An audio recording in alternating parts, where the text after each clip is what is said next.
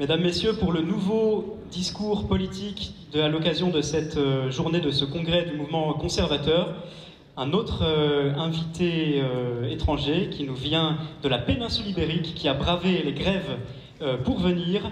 Il est professeur de philosophie du droit à l'université de Séville, auteur de nombreux ouvrages. C'est un opposant farouche au progressisme. Il s'est particulièrement illustré à l'occasion des lois mémorielles lorsqu'il était député au Parlement espagnol pour le parti Vox. Mesdames, Messieurs, nous sommes heureux d'accueillir Francisco José Contreras Peales.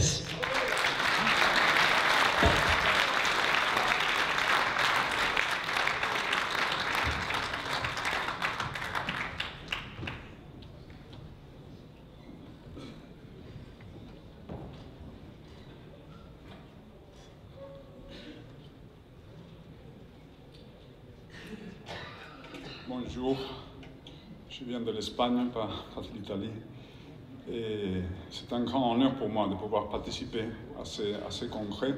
Je suis très remerciant à l'organisation. Il y a 10 ans, j'avais été tellement impressionné par le mouvement de la Manif pour tous que j'ai coordonné et publié un livre collectif sur ce mouvement pour le faire connaître au public espagnol. Donc c'est une grande satisfaction pour moi de pouvoir être ici aujourd'hui. Étant donné que le français n'est pas ma langue maternelle et que malheureusement je ne parle pas aussi bien que mes compatriotes Rodrigo Ballester et Jorge Gallarza, qui ont intervenu avant, j'ai mis par écrit quelques réflexions sur le sujet de la nouvelle droite. Mais il faut préciser que quand je dis nouvelle droite, je ne me réfère pas au courant philosophique qui a été inspiré par Alain de Benoît il y a quelques 40 ans, mais plutôt aux nouveaux partis de droite qui ont apparu un peu partout en Europe. Donc peut-être il faudrait parler de la nouvelle droite. Bien, pendant 4 ans, j'étais député au Parlement espagnol pour le parti Vox. Et Vox, à mon avis, est l'expression espagnole de cette nouvelle droite qui prend forme dans tout l'Occident en ce moment.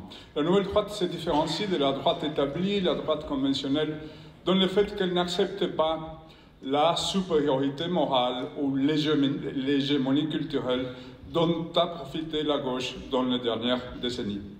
La nouvelle droite s'oppose à la gauche, non seulement sur le plan économique, mais aussi sur le plan culturel, anthropologique, civilisationnel. Cette nouvelle droite est appelée avec dédain droite populiste par la droite conventionnelle. Cependant, la droite populiste est déjà au gouvernement dans des pays tellement importants que l'Italie ou la Pologne, et elle dépasse 20% d'intention de vote en Allemagne ou en France. Eh bien, le parti Vox est apparu en 2014 suite à la frustration de beaucoup d'Espagnols envers le Partido Popular, le parti de la droite conventionnelle espagnole, qui, avec une majorité absolue de sièges au Parlement, n'a abrogé aucune des lois idéologiques promulguées par le gouvernement socialiste précédent, que ce soit la loi d'avortement libre, ou la loi de mariage de personnes du même sexe, la loi d'insémination artificielle des femmes célibataires, ou une loi de mémoire historique qui impose une vision tout à fait manichéenne et biaisée de l'histoire du XXe siècle espagnol. Je pense que Vox est devenu la canalisation politique de l'instinct de conservation nationale espagnole. Parce que l'existence même, la survie même de l'Espagne est en danger. Sa survie politique est menacée par une perte constante de souveraineté vers le haut, vers une Union européenne qui se comporte de plus en plus comme un super-État, mais aussi vers le bas, vers des gouvernements régionaux nationalistes qui utilisent le pouvoir régional pour endoctriner leur population dans le séparatisme. La cohésion sociale de l'Espagne est menacée par une identity politics néo-marxiste qui, en Espagne comme ailleurs, oppose les femmes aux hommes, les blancs aux autres races, les homosexuels aux hétérosexuels, etc. La survie démographique de l'Espagne est menacée par un taux de natalité très inférieur au remplacement générationnel.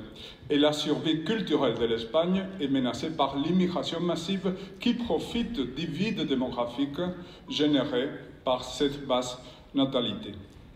Je pense que la menace la plus terrifiante, c'est les suicides démographiques. Nous vivons dans une culture matérialiste, hédoniste, une present tense culture, a dit Mark Stein, une culture du maintenant, du carpe diem, et une culture qui est déconnectée du passé, parce que le passé est présenté comme une longue nuit de machisme, racisme, homophobie, etc., mais aussi déconnectée du futur, parce que le futur est aboli par la non-procréation. Si Edmund Burke avait raison quand il a dit qu'une nation se base sur un contrat entre ceux qui sont déjà morts, ceux qui vivent encore, et ceux qui vivent maintenant, et ceux qui ne sont pas encore nés, eh bien, ce contrat est rompu dans beaucoup de pays européens, notamment en Espagne. L'Espagne s'achemine donc vers l'effondrement à cause du manque de naissances. En 2022, il y a eu en Espagne 330 000 naissances, dont seulement 230 000 de mères espagnoles. C'est le chiffre le plus bas depuis des siècles, depuis qu'il y a des registres. La fécondité actuelle est de 1,2 enfants par femme en Espagne, c'est-à-dire 45% au-dessous du remplacement générationnel. Notre pyramide des âges est sérieusement endommagée. De nos jours, il y a en Espagne 3 millions de moins de personnes dans la tranche d'âge de 20 à 39 ans, c'est-à-dire 3 millions de personnes de moins de personnes en âge fertile qu'il y a 20 ans, qu'il y a seulement 20 ans. La population vieillit à toute vitesse. Quand j'essaie de susciter la discussion sur la question démographique, je me rends compte que beaucoup de gens attribuent cette faible natalité à des facteurs économiques tels que le chômage ou la précarité de l'emploi. Mais les facteurs économiques sont secondaires, à mon avis. S'il existe une corrélation entre le revenu par habitant et la natalité, ce serait plutôt une corrélation de proportionnalité inverse. Les pays les plus riches du monde ont une natalité très basse. Par exemple, le Luxembourg, c'est le pays avec le plus haut taux de revenus par habitant. Eh bien, ils ont un taux de natalité de 1,3 enfants par femme. Si la raison pour laquelle on n'a pas d'enfants est la pauvreté, alors comment se sont débrouillés nos grands-parents pour avoir 3 fois plus d'enfants que nous, avec des revenus beaucoup plus bas? Je crois que les causes de l'effondrement de la fécondité sont culturelles et non pas économiques, et qu'elles ont un rapport avec le féminisme, qui a toujours considéré la maternité comme esclavage biologique pour la femme, avec la révolution sexuelle et avec les changements dans le modèle familial. En Espagne, comme dans le reste de l'Europe, les gens se marient de moins en moins et se marient plus tard. Le taux de nuptialité a diminué de plus de 50% en 40 ans. La cohabitation a déplacé le mariage. L'Européen moyen ne se sent plus capable de promettre la fidélité éternelle à un conjoint. Hélas, dans la tragédie d'Euripide, les Troyennes, Écupe dit à Ménélas, qui n'aime pas jusqu'à la mort, n'aime pas vraiment. Or, les couples vivant en cohabitation non formalisée ont moins d'enfants que les couples mariés, ce qui est logique car le degré d'engagement est moindre et les résultats de leur éducation sont pires. Les enfants élevés par leur père et mère mariés ont des meilleurs résultats scolaires et moins de probabilités d'avoir des troubles émotionnels, de tomber dans la toxicomanie ou la délinquance juvénile. Nous assistons donc à un sacrifice du bonheur et même de l'existence de l'enfant en échange de la liberté amoureuse des adultes. Il semblerait que la solution prévue à l'effondrement démographique par les progressistes de Madrid et de Bruxelles soit l'immigration massive. Les pays qui, comme la Pologne ou la Hongrie, préfèrent encourager la naissance de petits Polonais ou petits Hongrois sont démonisés comme fascistes. Cependant, l'immigration ne pourra pas résoudre le problème de la durabilité de l'État-providence. La plupart des immigrants ont une basse qualification professionnelle et touchent, s'ils travaillent, un maigre salaire, contribuant peu de ces faits au maintien des services de l'État qu'ils consomment toutefois. En plus d'être économiquement dysfonctionnelle, l'immigration illégale est culturellement inassimilable. Une Europe qui a honte de son passé ne peut se sentir moralement en état d'exiger aux nouveaux venus d'assumer l'identité européenne. C'est ainsi que se sont peu à peu créés des ghettos islamiques dans les banlieues de tant de villes suédoises, belges ou françaises. Mais passons à une autre question. Quel serait ou quel devrait être le contenu idéologique minimal de la nouvelle droite? Eh bien, je crois, et en ça je suis en désaccord avec Philippe Lantz qui est intervenu ce matin, je pense que ce contenu minimal devrait inclure des éléments libéraux, des éléments conservateurs et des éléments patriotiques. Laissez-moi expliquer ça. L'ingrédient libéral vient de la nécessité de préserver l'héritage du libéralisme classique. Séparation entre le pouvoir exécutif, législatif et judiciaire, démocratie parlementaire, droit de la personne, et ici je me réfère aux vrais droits de la personne, les droits classiques tels que le droit à la vie, la liberté religieuse, la liberté d'expression, etc. Non aux nouveaux droits qui souvent impliquent la négation des vrais droits, le droit à l'avortement par exemple. Les faux droits à l'avortement impliquent la négation du droit à la vie, ou le droit à l'enfant implique la négation du droit de chaque enfant à avoir un père et une mère. L'égalité devant la loi est une valeur libérale classique qui est en train de disparaître. Aux États-Unis, les mesures de affirmative action permettent qu'un Afro-Américain ou un Hispano-Américain puisse avoir accès à l'université avec des notes bien plus basses qu'un blanc ou un asiatique. Et en Espagne, il existe des tribunaux pour juger les hommes, des tribunaux pour des hommes. Il existe un délit, la violence sexiste, qui par définition ne peut être commis que par des hommes. L'état de droit, l'égalité devant la loi et les libertés individuelles ne peuvent pas être considérés comme acquis. Ils n'existaient pas avant le libéralisme et continuent de ne pas exister dans une grande partie du monde. Il n'existe certainement pas dans la Chine de Xi Jinping, dans la Russie de Poutine et dans la frange de Gaza de Hamas. L'élément conservateur de la nouvelle droite consiste en la volonté de conserver trois choses. 1. Conserver la vie humaine de la conception jusqu'à la mort naturelle. Dans l'Europe actuelle, le ventre maternel est le lieu le plus dangereux pour l'être humain. Une grossesse sur 4 finit en avortement. 2. Conserver, ou plutôt récupérer, la famille fondée sur le mariage entre hommes et femmes et un taux de natalité qui assure le remplacement générationnel. 3. Conserver la nature humaine, menacée par le transhumanisme. Tout un secteur philosophique et scientifique pose déjà ouvertement que le Homo sapiens doit être dépassé, soit par la manipulation du génome humain, soit par l'hybridation entre l'homme et la machine ou le dépassement du cerveau humain par l'intelligence artificielle. L'individualisation de la reproduction pour les femmes célibataires par la PMA et chez les hommes célibataires par la GPA sont déjà des formes de transhumanisme, puisqu'on rejette le triangle père, mère, enfant sur lequel on a toujours fondé la perpétuation de l'espèce. Finalement, l'élément patriotique de la nouvelle droite consiste en la volonté de sauver l'État-nation comme cadre politique idéal pour la démocratie libérale. La démocratie a besoin d'un démos. Elle ne peut fonctionner que dans un cadre social doté d'une certaine homogénéité historique et culturelle. Je crois que le grand défi de la nouvelle droite repose sur la façon de maintenir l'équilibre entre ces éléments libéraux, conservateurs et patriotiques. De quelle façon cet équilibre peut-il se rompre? Cet équilibre peut se rompre, par exemple, quand on démonise le libéralisme depuis des positions ultra-conservatrices. Certains traditionalistes accusent la liberté religieuse, la séparation entre l'Église et l'État ou la Révolution française comme l'origine de tous les maux de l'Occident. Certains ultra-conservateurs accusent le capitalisme d'être responsable de la dérive de nos sociétés. Ils oublient que des centaines de millions de personnes ont été sorties de la pauvreté grâce au capitalisme, sont sorties de la pauvreté.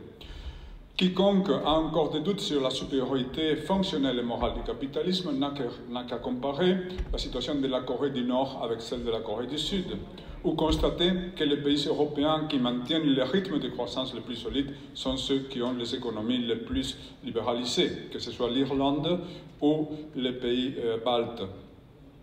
Mais l'équilibre peut se rompre aussi quand, depuis des positions ultralibérales, on considère le marché libre comme une panacée capable de résoudre tous les problèmes.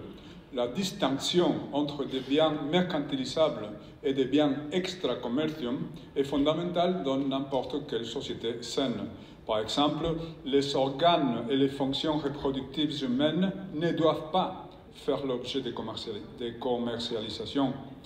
Mais encore, l'équilibre peut se rompre quand, depuis des positions ultralibérales, on insiste sur la liberté migratoire comme un droit fondamental, un droit de l'homme inaliénable. Cette position pouvait avoir un sens au XIXe siècle quand il s'agissait d'une immigration intra-occidentale des Italiens qui venaient en France ou des Polonais qui allaient aux États-Unis, et réduite en nombre. Mais aujourd'hui, il s'agit d'une immigration massive et majoritairement extra-occidentale. La nouvelle droite doit donc réviser le principe libéral classique de tolérance migratoire et insister sur le droit de toute nation à déterminer le quota d'immigration dont elle a besoin et quelle en sera la provenance. Enfin, l'équilibre peut se rompre aussi depuis des positions ultra-identitaires et souverainistes. Le nationalisme est une énergie très puissante qui doit être manœuvrée avec une grande précaution. Nous n'oublions jamais que suite à des nationalismes exacerbés naquirent les deux guerres mondiales. Le patriotisme ne doit pas dégénérer en chauvinisme. On ne doit pas réveiller des vieilles rancines et rivalités entre les nations occidentales. En Espagne, par exemple, nous avons des ultranationalistes qui haïssent le monde anglo-saxon en raison des vieilles rivalités historiques qui datent de 4 siècles auparavant. En outre, il existe le danger de tomber dans un fétichisme de la souveraineté, le danger de canaliser toute l'énergie de la nouvelle droite vers le souverainisme, en oubliant que la souveraineté n'est qu'un récipient vide qui peut se remplir de tout type de politique. Souveraineté, oui, mais pourquoi faire avec ? La souveraineté ne résout pas toute seule les problèmes de société. Le pays le plus souverain, le plus autarcique du monde, eh bien, c'est la Corée du Nord, mais aucun ne voudrait vivre dans un tel pays, non ? Et le Royaume-Uni, qui a récupéré sa souveraineté après le Brexit, est-il aujourd'hui moins woke? Est-il plus nataliste ou moins vulnérable à l'immigration massive? Le message que je voudrais vous adresser aujourd'hui est celui-ci. Conservons l'équilibre entre les ingrédients libéraux, conservateurs et patriotiques. Évitons le réductionnisme ultralibéral, le réductionnisme ultraconservateur et le réductionnisme ultranationaliste. Ne jetons pas l'enfant avec l'eau du bain, comme disent les Américains. Le fait que la gauche invente chaque mois un faux nouveau droit ne signifie pas que nous devions nous débarrasser de l'idée des droits de l'homme. Le fait qu'un grand nombre d'entreprises suivent le jeu du wokisme dans leur publicité ne signifie pas que nous devions renier le capitalisme, le système économique qui a sorti l'humanité de la pauvreté.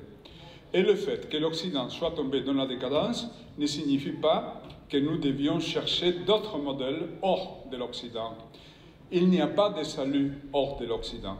Il m'inquiète de voir que beaucoup de personnes de notre secteur idéologique semblent se laisser séduire par la Russie de Poutine ou la Chine de Xi Jinping. La Russie actuelle est un pays despotique où des opposants et des journalistes gênants disparaissent, entre guillemets, avec une ponctualité macabre. Politkovskaya, Litvinenko, Nemtsov, Prigozhin, etc. C'est un régime agressif qui a entraîné la première guerre de conquête sur le sol européen dès 1945, dévastant des villes entières et assassinant massivement des civils. Et en Chine, Xi Jinping accumule un pouvoir personnel sans précédent depuis Mao Tse-tung. Un génocide est en cours contre les Ouïghours de Xinjiang.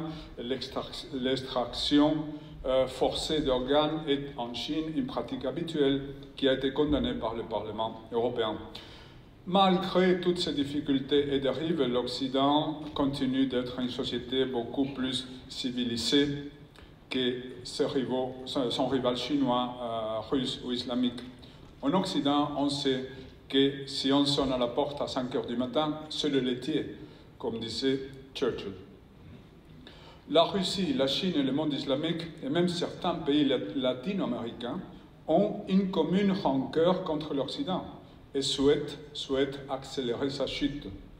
En juillet 2019, 22 pays occidentaux ont signé un document qui critiquait le génocide anti-ouïghour perpétré par le gouvernement chinois.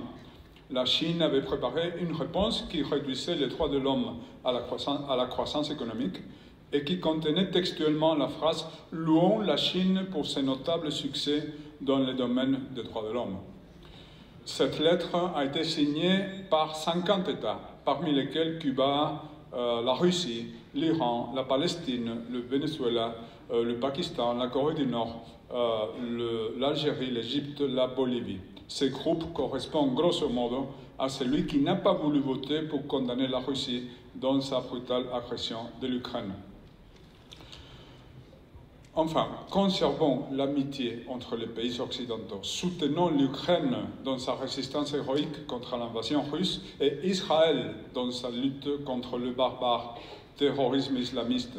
Conservons l'OTAN comme alliance défensive et l'Union européenne en revenant à son inspiration originelle qui était celle d'un marché commun, de marchandises et de personnes, et non pas celle d'un super-État. Changeons l'Europe woke pour une Europe tournée vers ses racines, une Europe où on n'affrontera plus les femmes aux hommes, une Europe qui aura récupéré la famille et où il n'y aura plus d'immigration massive parce qu'il y aura des bébés européens en nombre suffisant. Une Europe qui cessera de s'accuser des péchés imaginaires et qui sera de nouveau orgueilleuse de ses énormes contributions à l'humanité. Merci beaucoup.